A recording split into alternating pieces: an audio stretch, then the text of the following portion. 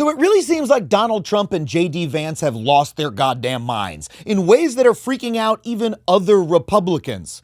I mean, Trump has always been pretty incoherent, but during the debate, it felt like we were watching his brain turn into mush on live television. Now she wants to do transgender operations on illegal aliens that are in prison. Oh yeah, Grandpa, the country that charges you $1,400 to get a splinter removed is just out here snipping dicks for free. I'm sure that's true. And then, of course, there's the song of the summer. Eating the cat, eating the cat. Oh yeah, we're songifying debate moments like it's 2012 again. Someone tell the Gregory brothers, we're back, baby! You know, one thing's for sure. Trump and Vance don't know the first thing about eating the cat, if you know what I mean. Was that a wink? Did I wink? Wrong eye, if you know what I mean. Now, saying this unhinged would normally be a bad political strategy. For a lot of busy Americans, memes like this are all they really hear about politics. So for those people, the only headline of the last debate was that Biden was so old he was about to die, and the only headline of this debate was that Trump went off on some weird about people eating dogs. He didn't talk about the economy, he didn't talk about inflation, he just rambled about his deluded fantasies like Grandpa when his Ambien kicks in. I mean, even Fox News started to get worried. Make no mistake about it, Trump had a bad night. And we heard so many of the old grievances that we'd long thought that Trump had learned were not winners politically. This was rough. This was pretty intense at times. I mean, this is crazy. Trump has a whole news network that's basically made it their job to gas him up. But even Jesse Waters, a man genetically engineered in a lab to lick Trump's ass, couldn't spin that into gold.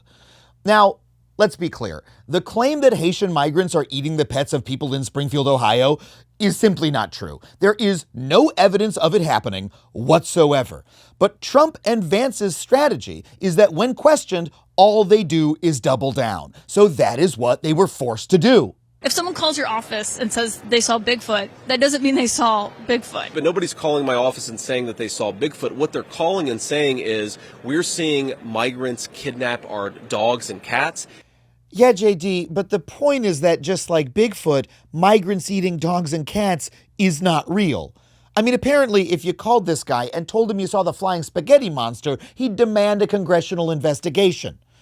The closest they got to even trying to prove this is when Vance gave the Wall Street Journal the contact information of one of the women who called his office and said that her cat was eaten.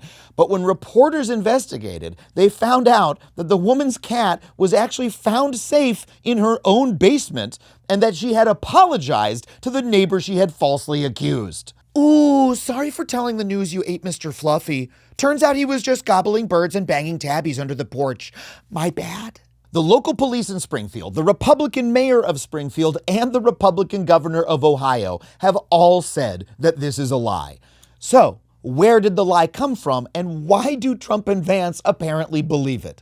Well, I'm going to tell you, but before we do, I want to remind you that if you like stand-up comedy, come see me on the road. I am on tour now in all of these fine cities. AdamConover.net for tickets and tour dates. Head to patreon.com/AdamConover if you want to support the show, and I hope you do. And if you want to see every side of every news story, you got to check out our sponsor, Ground News.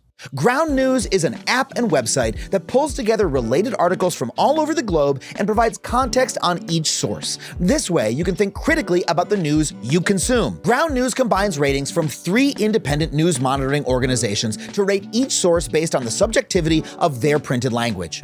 You can also see who's funding each source to understand who's reporting on the story, whether it's independent news sources, private equity, or media conglomerate owned. For someone like me, who depends on having the facts straight and knowing that they're substantiated by independent sources beyond corporate media, Ground News is a game changer. And as someone who cares about dealing in facts, I know you will too.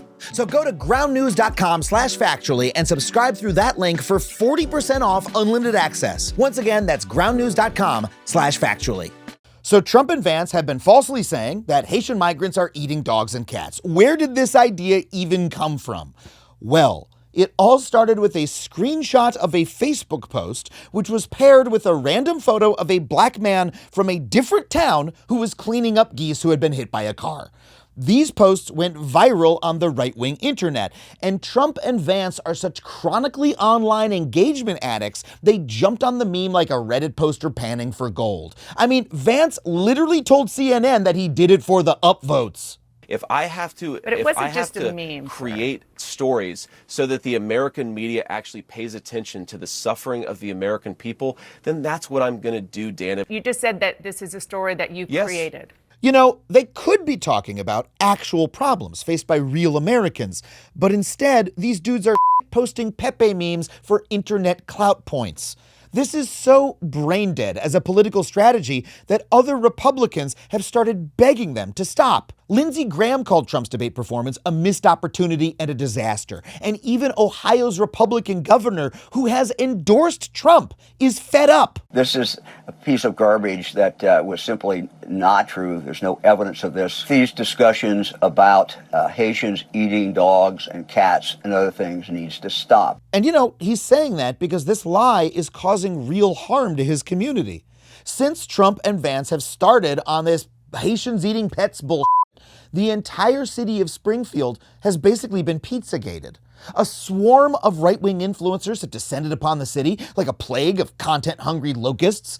There have been over 30 bomb threats. Springfield City Hall and local elementary schools have been evacuated and closed, and local hospitals have been forced into lockdown. I mean, imagine sending your pop-pop into emergency heart surgery, wondering if he's gonna pull through, but then, gotta reschedule, there was a bomb threat caused by your own senator's bullshit. It's ridiculous! But the biggest victims of this lie are the Haitian community, and that really sucks.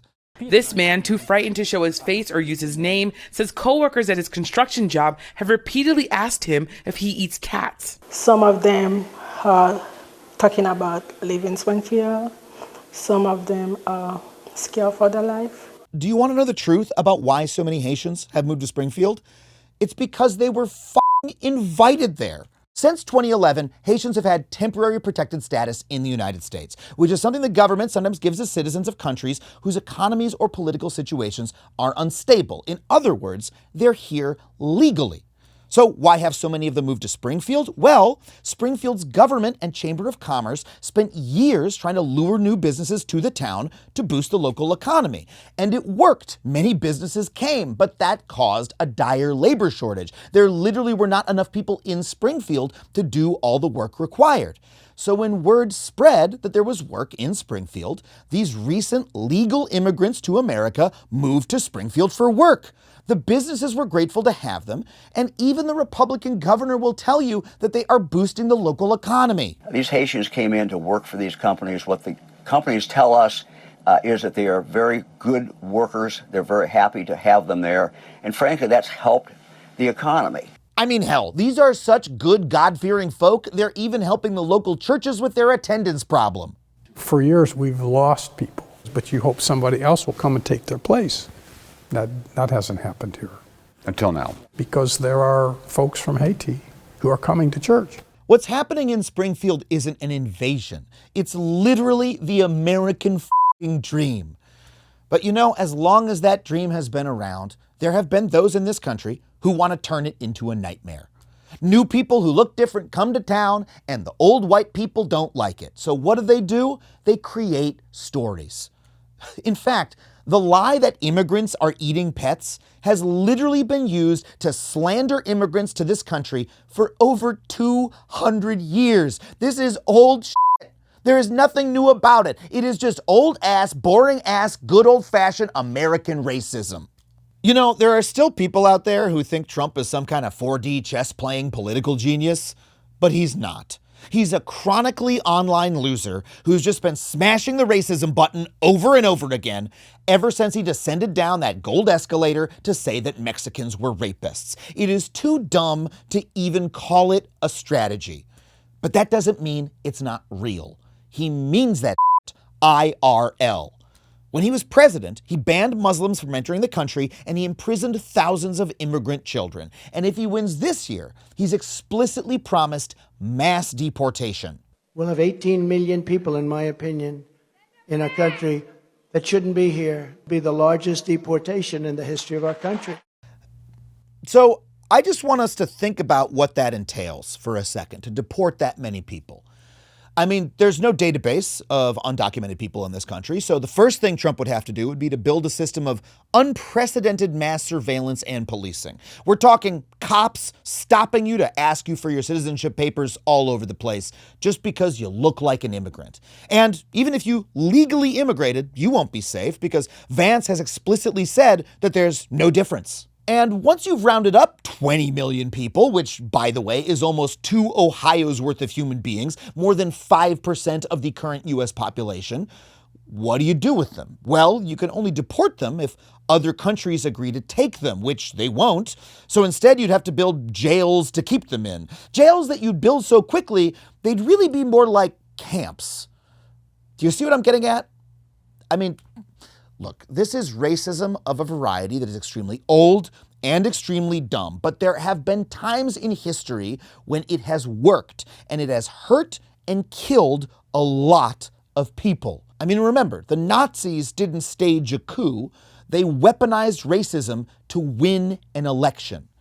So even though Trump lost the debate and is making what seemed to many in politics to be laughable choices, he and Harris are still neck and badly tanned neck in the polls.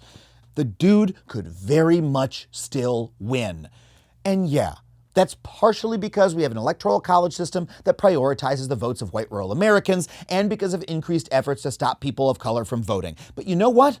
It's also because there are people in this country who will vote for racism. Racism is stupid. It makes no sense. It is completely divorced from reality. But hatred dwells within the human heart, and that is Trump's electoral strategy to the extent that he has one. And you know what? I know that you're probably getting deluged with get out the vote calls, and I know that it feels cringe to say go check your voter registration, but, have you? And have you made sure that your friends and family have? Have you made a voting plan? All that shit?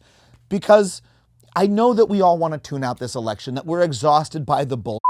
But Trump is betting that he can win by appealing to the dark knot of hate and racism in the gut of some Americans.